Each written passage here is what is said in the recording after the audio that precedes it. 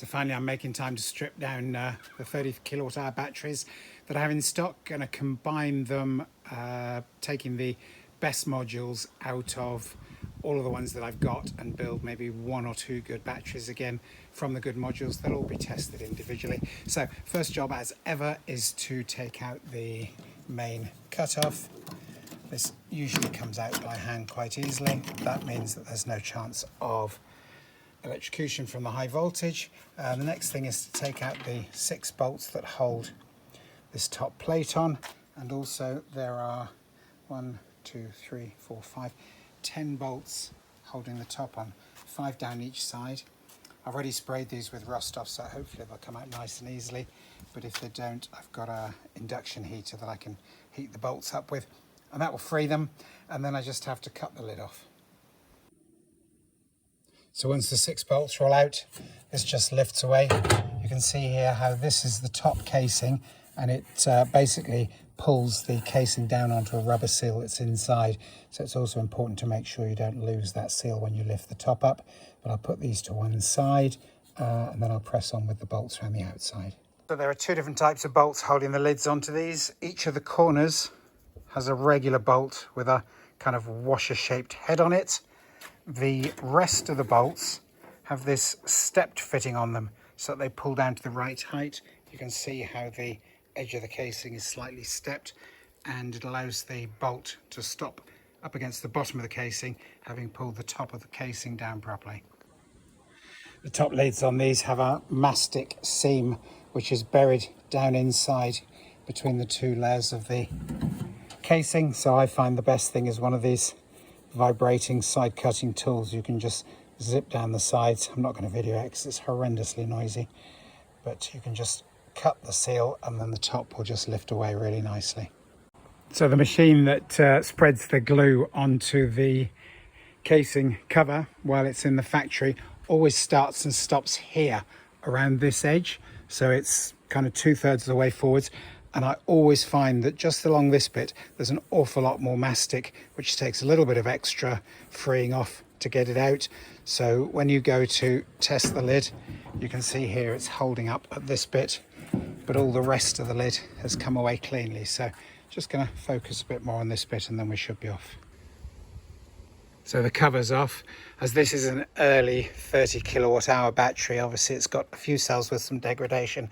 They're the newer style of double cells, not like they used to fit originally in the first batteries and the 24s. But anyway, that's by the by. One of the first jobs is to just make sure these battery cables are taken off, the ones that connect all the series together. So you can see one goes to here, all the way back here, and then the bus bars that cross over between the 2 side packs need to be disconnected as well, to make sure that we're dealing with voltages that are only around 100-150 each module. So this is one module, this is another module, and that's the last big module. It's the one that usually has the most problems because it's at the back and it tends to get the hottest because it's the largest. But anyway, each cable as it comes off, going to insulate the end of it just to make sure there's 0 problems, and then we'll go from there. Here's what I was trying to explain in the previous section about the extra glue that tends to be just on this part of the lid. This is obviously the inside part, but it gives you a much better idea of where the glue has swollen out. You can see it's actually come right round past the edge of the casing here, and it's this bit that always makes removing the top the trickiest. So here's my trusty fully insulated 10mm tool, which is the one I use for undoing the leads and the bus bars and so on all the way around, and each one that I do as the lead comes off, I'm going to seal it with some cloth back tape so there's no chance of it shorting out on anything. Safety first. So the bus bars and the interlinking cables are all now detached. Current sensor one's also detached.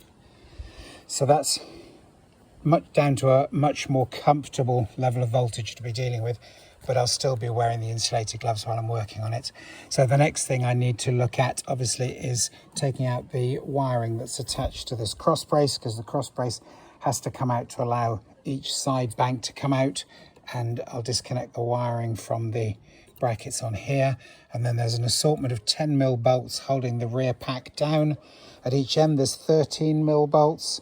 Obviously we'll be taking out the BMS connections, and the BMS comes off very easily to access the bolts. The other end, from memory, we can actually see the bolts. Yes, we can. So there's 3 the same as this, the other side on the rear bank. And then the side banks are held down onto some studs with some locating pins for when you're rebuilding, so that everything goes back exactly as you want it.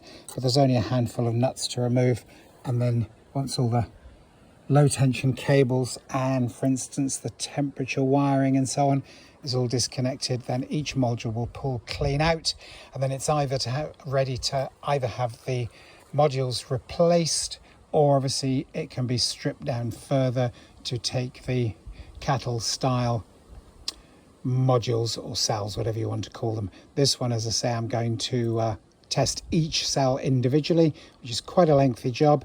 I'll do it on 3 or 4 batteries that I've got, which each have a handful of good cells in, so by the time I'm finished I should be able to build one good pack back up. I tend to focus on the rear bank first, so as you can see I've got just the retaining bolts left now. The BMS is pulled out of the way. The wiring that will come off with the module has been disconnected from the BMS. All the wiring that's going to stay in the battery pack and the multi-plug for the heat sensor that goes in here have all been disconnected. So I'm ready to take out the 10mm retaining bolts and the 13mm retaining bolts, and then I can just lift that one clear. I tend to start with this one because it's the biggest, heaviest and most cumbersome, but that's just my choice.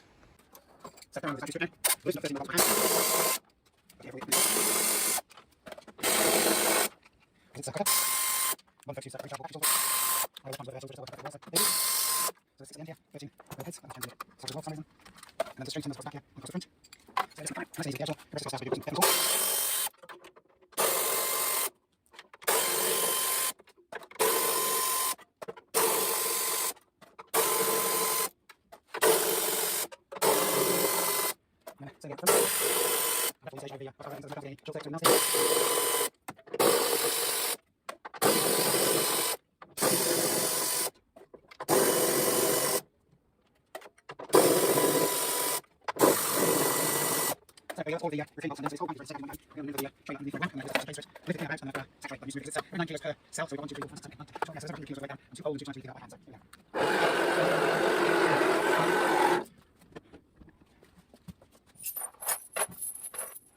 And we'll just change the these will be in the chain, so just put it on, that's easy.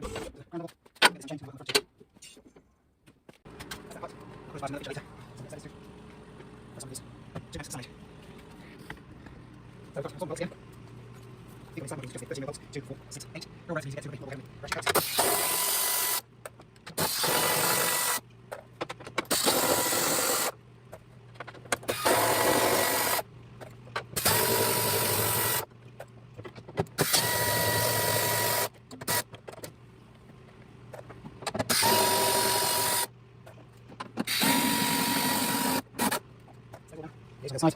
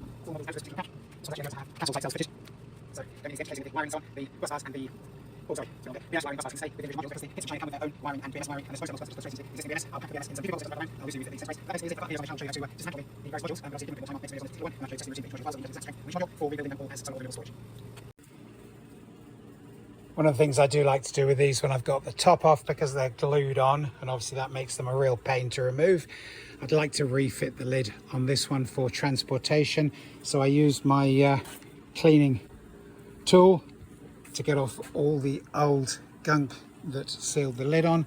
I can then give it a lick of spray paint, and then when it's all dry I use this fantastic foam sealant from Verth products. Here's the part number if anyone needs it. This is 15mm expanded, 3mm not expanded. So a strip of this all the way around the outside, compresses down nicely, fills up any gaps. It's waterproof and windproof, but it means you can just unbolt the lid and take it off to build the battery, or if there are any issues with the battery after you've built it using the Chinese cells or what have you, then it's easy enough to pop the top off and just do whatever needs doing inside. And then because it's fully reusable, the top goes straight back on. No messing about with glue or cutters or anything.